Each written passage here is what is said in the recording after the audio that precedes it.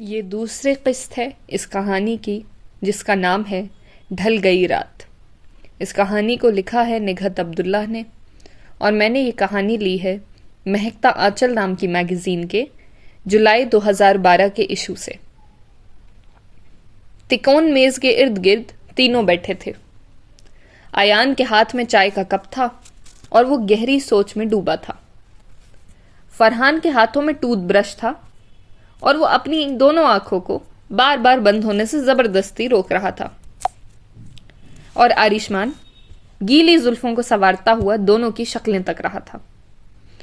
او فشا غورس کی اولاد، اب پھوٹو بھی، کون سی سونامی کے اندیشے کے تحت تم نے ہم کو صبح صبح اٹھایا ہے؟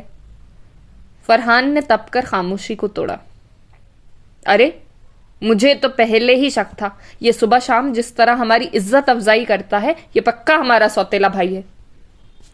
اس نئے انکشاف پر ایان کی آنکھیں حیرت سے پھیلیں۔ کیا مطلب؟ فرحان نے بھی حیرت سے پوچھا۔ ارے ابھی تو نے کہا کہ ایان فیشا غورس کی اولاد ہے، طیب ہمدانی کی نہیں۔ آریشمان نے اپنی عقل دانی کے مطابق بات کی تھی، اور پھر اس سے پہلے کہ دونوں کی بکواس لمبی کھچتی، ایان نے صبح سویرے ڈیڈی کی گنگناہٹ، مسکراہٹ کا حال سنایا، گلاب کی کیاریوں کے گرد منڈلانے والی بات بھی بتائی، اور اس کے نزدیک ساری باتیں اس وقت پیدا ہوتی ہیں جب بندے کے دماغ میں عقل کی جگہ عشق ڈیرے جما لیتا ہے۔ اس لیے اب وہ پوری ذمہ داری سے اس معاملے کی چھان بین کریں اور 3 دن بعد اسی تکون میز کانفرنس میں رپورٹ پیش کی جائے، تاکہ اگر ایسی کوئی سازش ہمدانی ہاؤس میں پنپ رہی ہے تو اس کو روکا جا سکے۔ 3 دن بعد جب تکون میز کانفرنس ہوئی تو ان تینوں کے پاس حیرت انگیز طور پر چونکا دینے والے قصے تھے۔ تحقیقات سے یہ ثابت ہو گیا تھا کہ ڈیڈی کو وہ ہو گیا ہے جو میں نے پیار کیا میں سلمان خان کو، اور کچھ ہوتا ہے میں شاہ رخ کو ہو گیا تھا۔ رپورٹ کے مطابق چند ماہ پہلے سامنے والے بنگلے میں ایک ریٹائرڈ کرنل صاحب رہنے آئے تھے۔ واقعے کے سارے ثبوت وہیں سے ملتے تھے۔ اصل میں کرنل صاحب کی ایک غیر شادی شدہ بہن تھی۔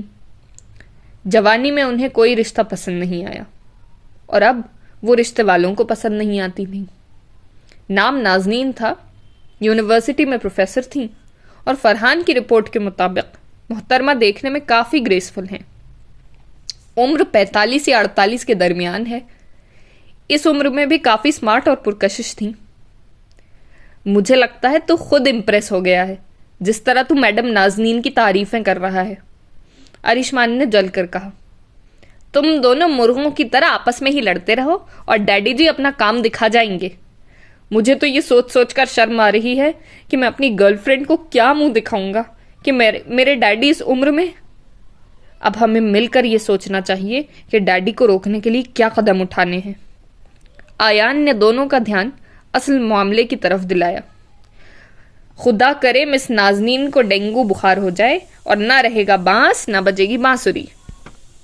فرحان کی سوچنے اور کام کرنے سے جان جاتی تھی، اس لیے وہ عورتوں کی طرح کوسنوں پر اتر آیا تھا۔ ابے گھامڑ، مچھر دلی سے کیسے آئے گا؟